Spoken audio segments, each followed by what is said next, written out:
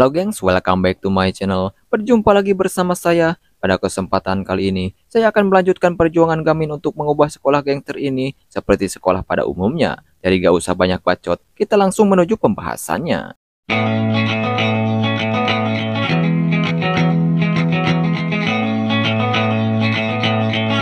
Dengan sesuai pesan Jiwoo, Gamin memasuki SMA Manik yang ternyata Jiwoo tak menyadari kalau dia keliru mengetik pesannya. Sehingga artinya Gamin memasuki sekolah yang salah.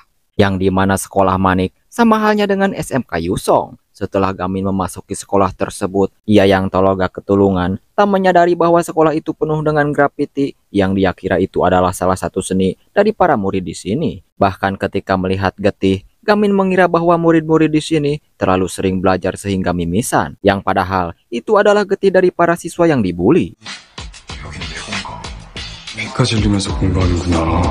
Sementara di SMA Manil, salah satu teman Yanti menjelaskan bahwa sekolahnya yang terlihat bergengsi itu nyatanya sering dibully dan dipalak oleh SMA Manik. Bahkan sekarang temannya yang bernama Yujumin juga berada di sana, namun mereka tidak berani membantunya dikarenakan SMK Manik pernah menghabisi salah satu orang tua mereka yang pernah melaporkannya, sehingga para murid SMA Manil lebih memilih diam.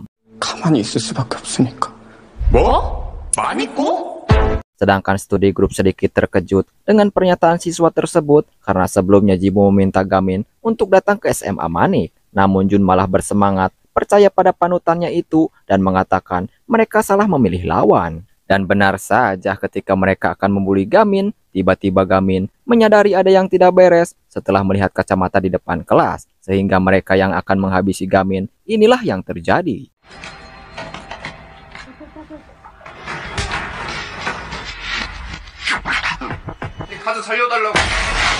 Setelah menghabisi mereka, Gamin memberikan kacamata itu pada Junmin. Kemudian ia mendapat panggilan dari studi grup menanyakan tentang siswa Manil yang berada di sana. Dan setelah mendengar Junmin bersamanya, mereka semua menjadi tenang. Namun tak berselang lama, datang penguasa SMA Manik yang dianggap paling menakutkan bagi SMA Manil, sehingga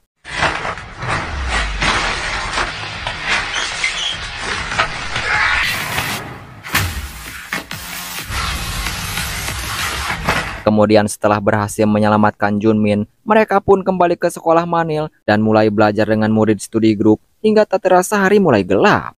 Ketika studi grup akan berpisah dengan SMA Manil, Yanti meminta maaf karena telah salah menilai mereka yang berasal dari SMK Yusong. Sementara Junmin sendiri sangat berterima kasih dan meminta maaf setelah apa yang dilakukan kepada Gamin, yang ternyata Junmin adalah teman Gamin waktu SMP. Jadi pada hari itu, Junmin merupakan siswa teladan dengan nilai yang paling tinggi. Namun ketika Gamin ingin bergabung dengan kelompok belajarnya, Junmin selalu menolaknya dengan sangat angkuh, yang menganggap bahwa Gamin terlalu bodoh hanya akan menjadi beban.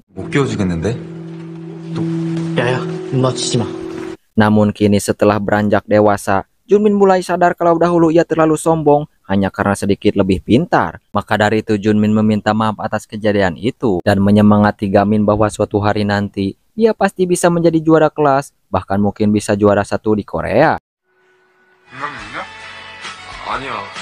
Sementara di tempat lain, Pihanmul sedang memperluas kekuasaan, menghabisi para murid terkuat SMA Haeson yang beraliansi dengan SMA Cheon dengan sangat kejam. Bahkan murid penguasa sekolah tersebut tidak mampu berkutik saat berhadapan dengannya.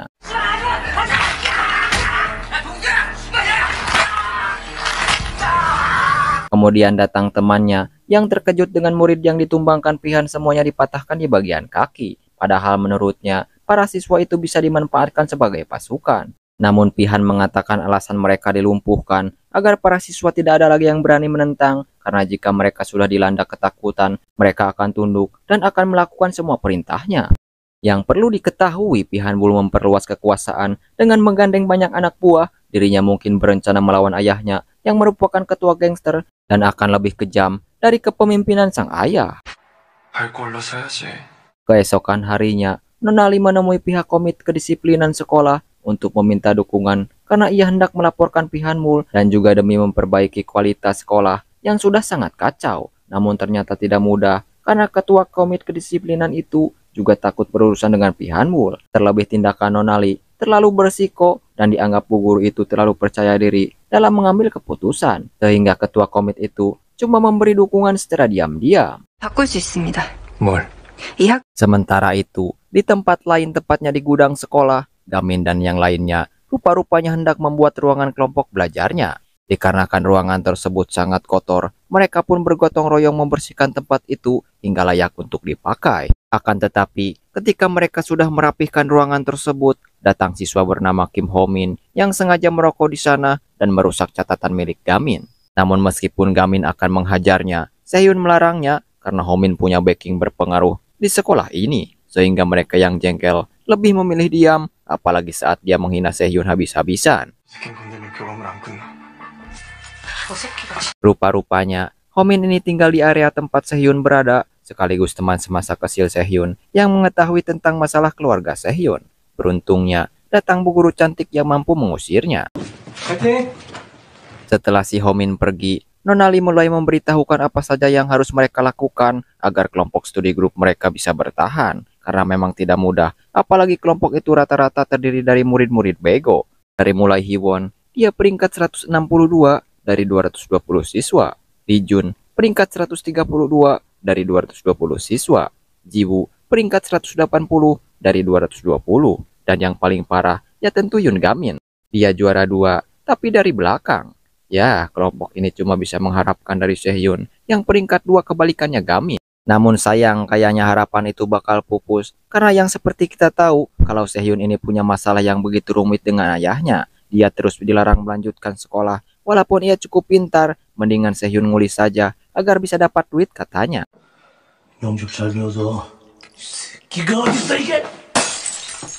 Ternyata Sehyun sejak dahulu kehidupannya begitu menyedihkan. Sejak kecil, dia selalu menjadi juara kelas dan bertekad untuk terus melanjutkan pendidikan setinggi mungkin. Namun keadaan berkata lain. Keluarganya yang hidup dalam kemiskinan memaksa Sehyun untuk mengubur cita-citanya itu, apalagi setelah ayahnya terlilit hutang. Keluarganya jadi broken home. Orang tuanya selalu bertengkar dan akhirnya bercerai. Namun Sehyun tidak berputus asa dan berusaha sekuat mungkin untuk tetap melanjutkan pendidikan. Sampai akhirnya malah ia terjebak di sekolah Yusong yang terkenal dengan kenakalannya.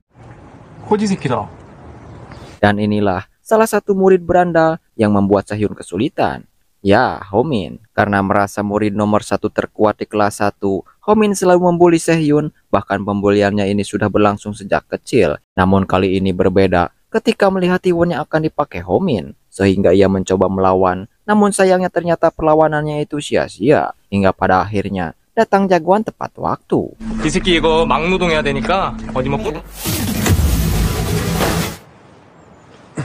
Namun sialnya, begitu sampai di rumah, ternyata Sehyun lagi-lagi harus mendapat perlakuan buruk dari sang ayah yang sangat temperamental. Akan tetapi, kali ini Sehyun mulai melawan dengan menjawab semua maki-makian ayahnya dan pergi meninggalkannya.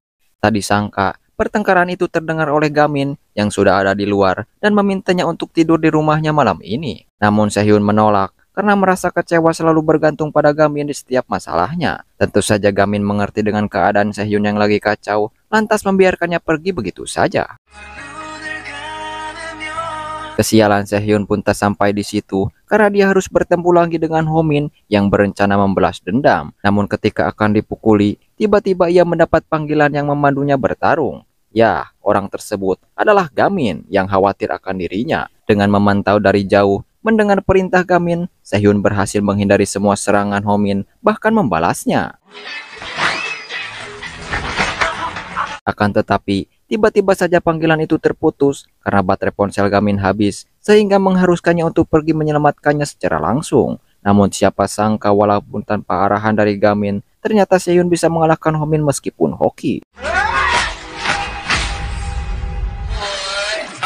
Karena pikirannya sudah terobati dengan kemenangan, akhirnya Sehyun mau menginap di rumah Gamin. Namun tanpa diduga, ibunya Gamin sudah menunggu di luar yang terlihat sangat marah hanya karena sudah melebihi jam 10.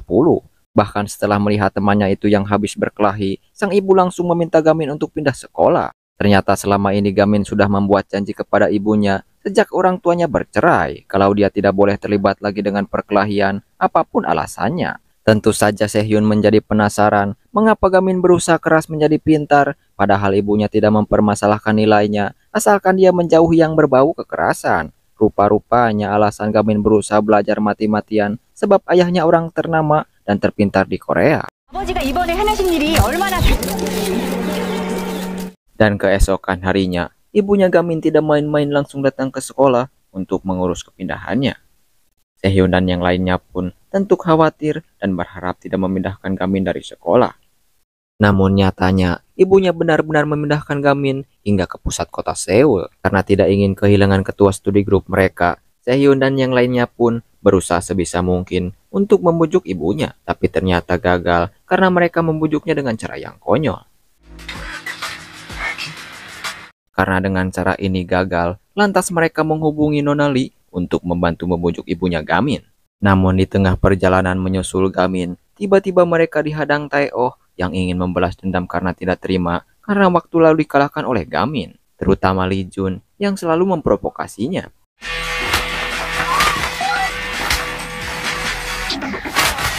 Setelah menghabisi para anak buah Tae-oh, Lee Jun menyerahkan Gamin pada mereka karena sudah tidak banyak waktu lagi. Sedangkan dirinya akan berusaha duel bersama Tae-oh, terlebih dia mempunyai teknik yang diajarkan Gamin sebelumnya.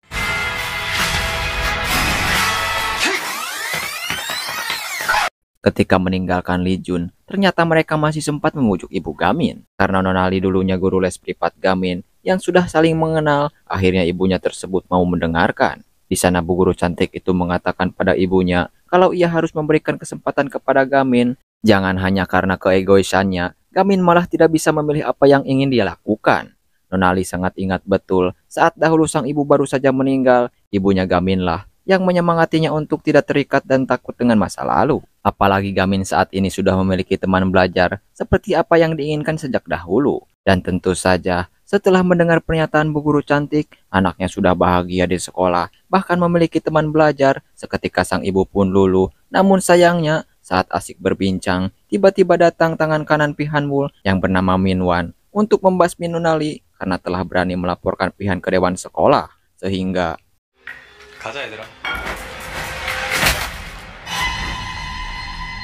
mereka sempat terkejut melihat ibunya Gamin yang menangkis serangan anak buahnya Minwan. Ternyata dia adalah direktur dari seni bela diri Taekwondo. Maka tak heran Gamin yang jago bertarung itu takut kepada sang ibu. Sehingga pertarungan Gamin pun menjadi lebih mudah.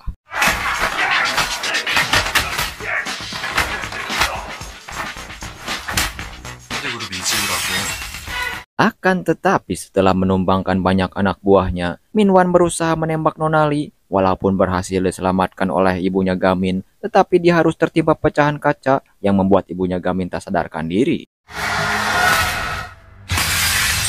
Di saat sedang dirawat itulah, Gamin menanyakan pada Genyuk siapa dalang dari semua ini, dan begitu mengetahuinya, Gamin yang tadinya selalu berangkat sekolah berpenampilan culun pun seketika berubah menjadi dingin dan langsung menuju atap gedung sekolah berusaha menyerang Pihanwul.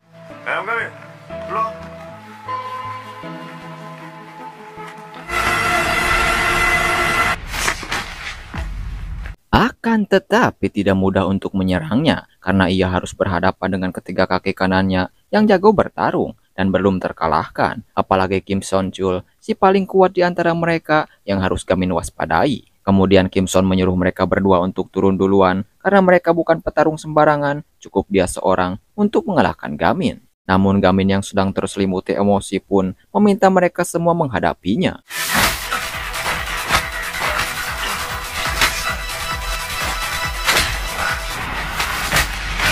Dan benar saja, mereka bertiga sangat kuat. Gamin yang dari awal mendominasi pertarungan berhasil dikalahkan dengan cukup mudah. Akan tetapi, namanya juga pemeran utama. Di saat Gamin terjatuh itulah, ia sempat teringat dengan ucapan pamannya bahwa dalam pertarungan, Gamin harus tetap tenang dan fokus untuk menghadapi musuhnya. Sehingga inilah yang terjadi.